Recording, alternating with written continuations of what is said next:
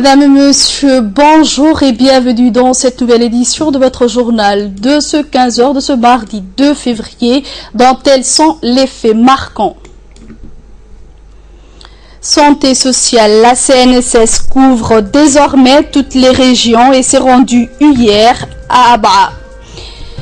Et au Nigeria, le Nigeria veut des ressources pour combler son déficit budgétaire. Bonjour, mais d'abord pour commencer le journal en ce qui concerne la présidentielle du 8 avril prochain, après l'annonce de sa candidature du président de la République, le candidat de l'UMP, Ismaël Omar Guelleh, a rendu public aujourd'hui la désignation officielle de son directeur de campagne en la personne de Monsieur Ali Guelleh Abakar. Le communiqué indique que ce dernier sera assisté d'un directeur adjoint de campagne, en l'occurrence M. Youssouf Moussa Dawale. Ainsi, il est précisé que le comité d'organisation et de coordination de la campagne présidentielle est désormais placé sous la responsabilité du directeur de la campagne. Un atelier sur la promotion de l'efficacité énergétique dans les bâtiments s'est tenu ce matin au Palais du Peuple. Cet atelier est organisé par l'Agence djiboutienne de maîtrise de l'énergie en collaboration avec le ministère de l'Environnement et l'ISE dans le cadre du projet dénommé Alliance mondiale face au changement climatique financé par l'Union européenne. La République de Djibouti bénéficie de ce projet de l'Alliance mondiale face au changement climatique. L'ONU cherche à travers ce projet à renforcer les capacités des principaux acteurs dans ce domaine afin de passer aux énergies renouvelables. Un partenariat efficace et fructueux est recherché en incitant même les investisseurs privés à s'y intéresser. L'objectif de la politique d'efficacité énergétique est de réduire progressivement la consommation d'électricité obtenue à partir des moteurs diesel de 13% puis de 26% et jusqu'à 35%. Les actions du ministère en charge de l'environnement s'inscrivent activement dans ces efforts visant à amoindrir les effets du changement climatique. Impact des changements climatiques sur les groupes vulnérables dans les agro-pastoraux et les pêcheurs doit également être réduit. Cet atelier a donc vu la participation du secrétaire général du ministère de l'Habitat, Dini Abdallah Omar, du secrétaire général du ministère de l'Énergie, chargé des ressources naturelles Aboubakar Hussein, du directeur de l'environnement, de la directrice de l'agence djiboutienne de maîtrise de l'énergie, d'un représentant de l'Union européenne, d'un représentant de l'USAID et des responsables du secteur privé. Dans une intervention faite à cette occasion, la directrice de l'ADME, Mme Saïda Omar, a rappelé que l'intensification des efforts pour promouvoir l'efficacité énergétique est au cours de la stratégie du gouvernement et offre des opportunités d'intervention et d'investissement du secteur privé. Dit qu'il désormais couverte par l'assurance maladie pour les pauvres. Après Arta, Dikil est la deuxième région à bénéficier du PASS, le programme d'assistance sociale de santé. Les équipes mobiles de la CNSS viennent d'achever les opérations d'enregistrement au volet solidaire de l'assurance maladie dans la région Okar. Pour cette ultime étape, la directrice générale de la CNSS, Mme Hanna Farah Assoué, s'est rendue hier à Aba pour encourager ses équipes et faire le point sur ces opérations qui ont duré près de 3 mois à Dikil.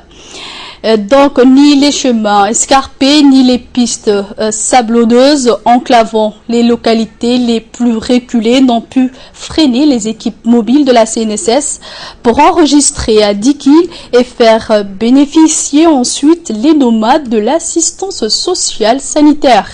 Les équipes ont sillonné de long en large la région de l'unité. Le point d'orgue de ce périple fut Aba, berceau de la paix. La localité a été visitée hier par la directrice de la CNSS accompagnée de ses collaborateurs. Le temps pour la dirigeante de la CNSS de s'enquérir de visu de la fin des opérations d'immatriculation du pass à Dikil.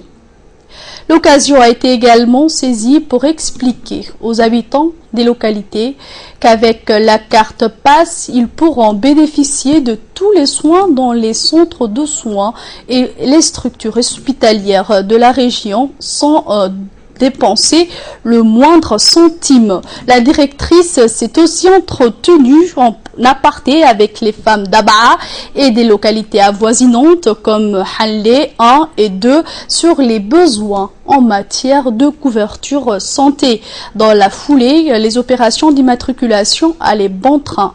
Hommes, femmes, enfants s'étaient déplacés en masse grâce à l'appui logistique du régime interarmé de Dikil dirigé par le chef de corps, le lieutenant-colonel Idriss Omar Elaye.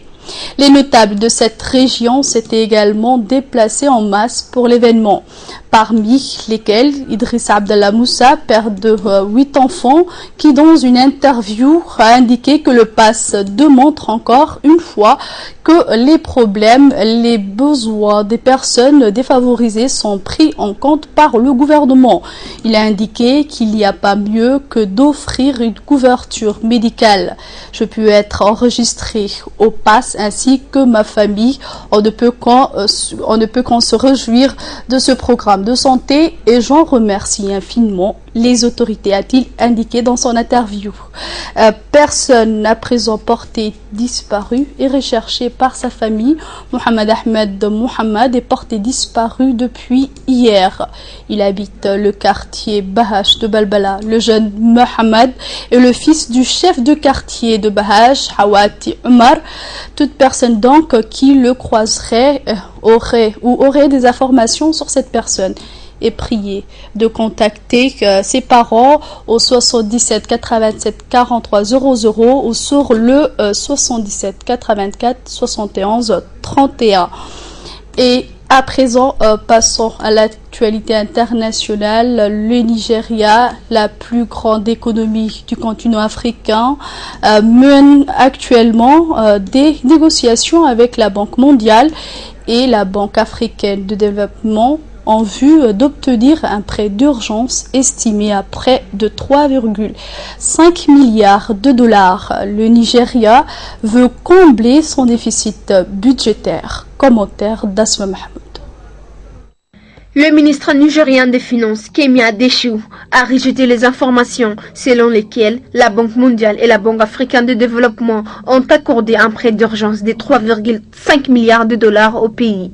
Le Nigeria et la Banque mondiale sont encore en négociation pour un éventuel prêt. Rien n'a encore été signé, a précisé le ministre nigérien des Finances. Si ce prêt aboutit, il serait destiné à combler le déficit budgétaire du Nigeria provoqué par l'effondrement des cours du pétrole, la principale source de devises du pays. L'économiste nigérien Opeyemi Agbadje pense qu'avec un déficit de plus de 2 milliards de dollars, un tel prêt se justifierait. Pour autant, souligne l'économiste, la contrepartie de cette dette risque d'être assez contraignante pour le Nigeria. D'après l'économiste, la dévaluation du Naira, la monnaie locale, l'imposition et la diversification de l'économie risquent d'être le principal levier des réformes économiques envisagées. Avec l'effondrement du prix du pétrole, le Nigeria a perdu 70% de ses revenus cette année. Relation franco-cubaine, le chef de l'État cubain Raúl Castro se trouve depuis hier en visite officielle en France. Paris compte profiter de ce déplacement pour mieux placer les entreprises françaises à Cuba et ce après la fin de l'embargo économique décrété par Washington. Commentaire de Asma Hamoud. Le chef de l'État cubain, Raúl Castro, est à Paris. Il a entamé hier une visite de 2 jours à caractère principalement économique. C'est le premier déplacement officiel d'un chef d'État cubain dans un pays de l'Union européenne depuis l'indépendance de l'île. La France a indiqué l'Élysée veut s'affirmer comme les premiers partenaires de Cuba en Europe. Une feuille de route a été signée en ce sens entre François Hollande et son homologue cubain. Les 2 pays vont coopérer dans de nombreux domaines, dans le tourisme, les transports, l'assainissement du secteur économique qui intéresse les entreprises françaises. Nous nous félicitons du leadership de la France dans l'établissement d'une nouvelle ère de relations entre l'Union européenne et Cuba, a affirmé le leader cubain Raúl Castro. Le président français a pour sa part appelé les États-Unis à tourner définitivement la page de l'embargo économique américain contre Cuba. François Hollande a encouragé le président américain Barack Obama à aller jusqu'au bout. La France a indiqué en outre qu'elle va convertir une partie de la dette cubaine. Elle va en fait procéder à l'annulation des intérêts des dettes de Cuba qui ont pris des années de retard.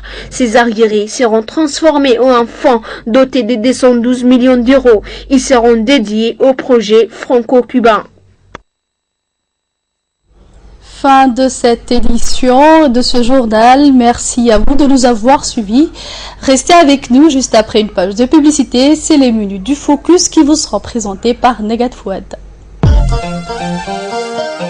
Emmanuel, ça c'est bon comme ça.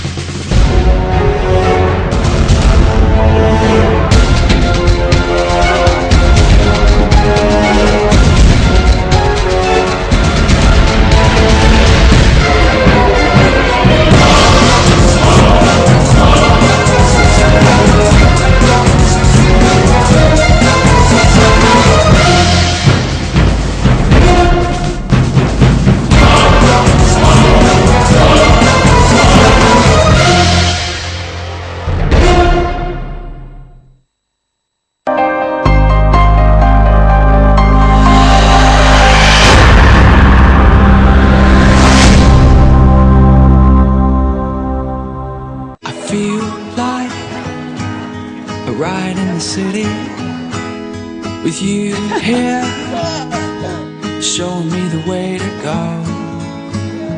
Yeah, and it feels like home. Envoyez et recevez de l'argent partout dans l'océan Indien. Aux Comores, Madagascar, Mayotte, Réunion et Seychelles. MoneyGram, le lien qui vous rapproche.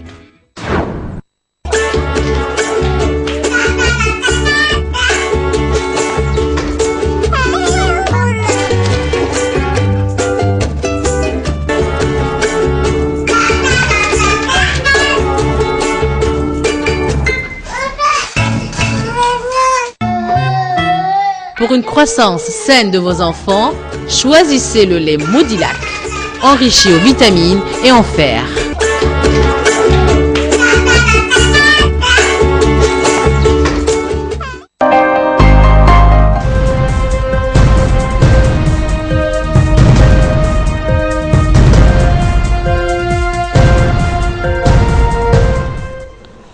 Mesdames et messieurs, bonjour, nous revoilà une seconde fois sur le plateau. Negat Fouad nous a rejoint. Bonjour Negat.